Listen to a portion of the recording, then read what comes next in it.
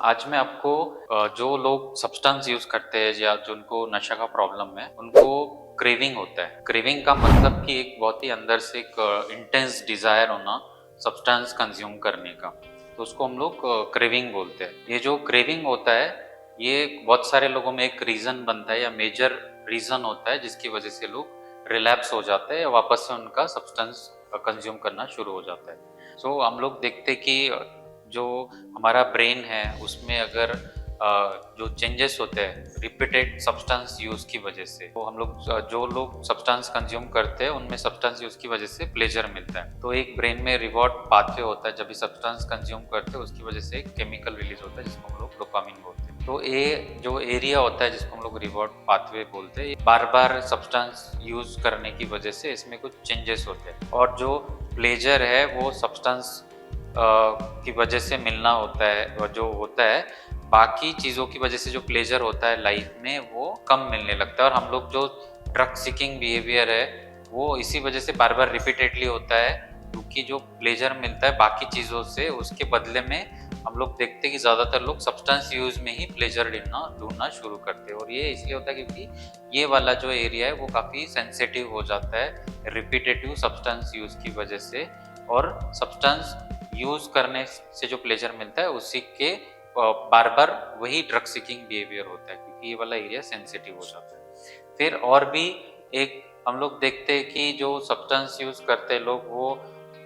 एक तरह से एसोसिएशंस बना लेते हैं ब्रेन में, या उनकी लर्निंग हो जाती है कि जो सब्सटेंस यूज है और उसके साथ बहुत सारी और चीज़ें जुड़ जाती है, जैसे कुछ पर्टिकुलर पीपल हो सकते हैं या प्लेसेस हो सकते हैं या सिचुएशंस हो सकती है जिसमें सब्सटेंस यूज रहा है पास्ट में। तो एक तरह से ब्रेन में लर्निंग हो जाती है और वापस से जब इन जहाँ पे सब्सटेंस यूज रहा है लोगों के साथ रहा है सिचुएशंस में रहा है, तो हम लोग देखते हैं कि अगर वापस उसी जगह पे लोग जाते हैं उस सिचुएशंस में जाते हैं या उस चीज़ों से एक्सपोज होते हैं तो वापस से क्रेविंग होनी शुरू हो जाती है। और ये जो क्रेविंग है इसको रोकना मुश्किल हो जाता है। तो एक हो गया क्योंकि बार बार रिपीटेड एक्सपोजर की वजह से ब्रेन में जो भी फंक्शनल चेंजेस हुए हैं या जो भी ब्रेन में चेंजेस हुए हैं वो एरिया सेंसिटिव होने की वजह से सब्सटेंस यूज या प्लेजर सीकिंग बिहेवियर बढ़ जाता है और क्रेविंग्स होने लगती है।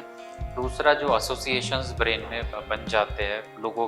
के साथ जुड़े हुए होने की वजह से या जगह या सिचुएशंस की वजह से, तो ये यहाँ पे अगर एक्सपोजर हो जाए तो वापस से क्रेविंग होनी शुरू हो जाती है। और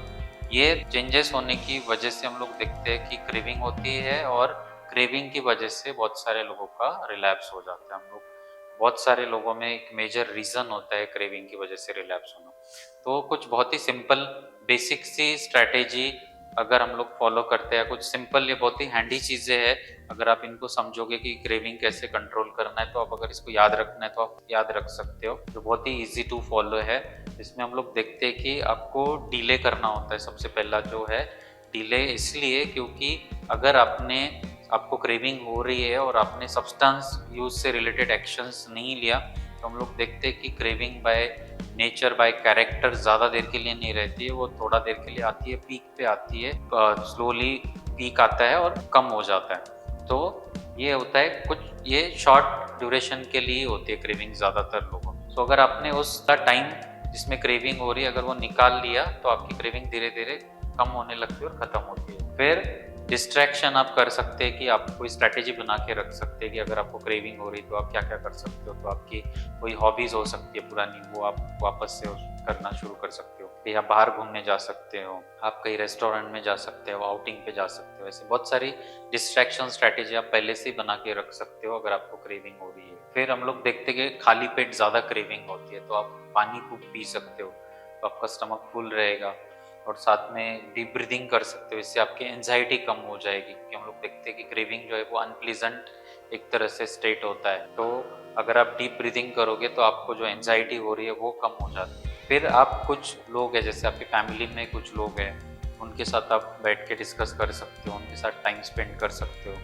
या फिर आपका कोई फ्रेंड है जो आपका वेल विशर है उसके साथ आप मिल सकते हो, या फिर आपके स्पॉन्सर हो सकते हैं, काउंसलर हो सकते हो, उनके साथ आप मिलकर डिस्कस कर सकते हो। तो ये 5 डीज है जो बहुत ही ईजी टू फॉलो होते हैं। अगर आपको क्रेविंग हो रही है तो ये अगर आप फॉलो करोगे तो आपको क्रेविंग मैनेज करने में आसानी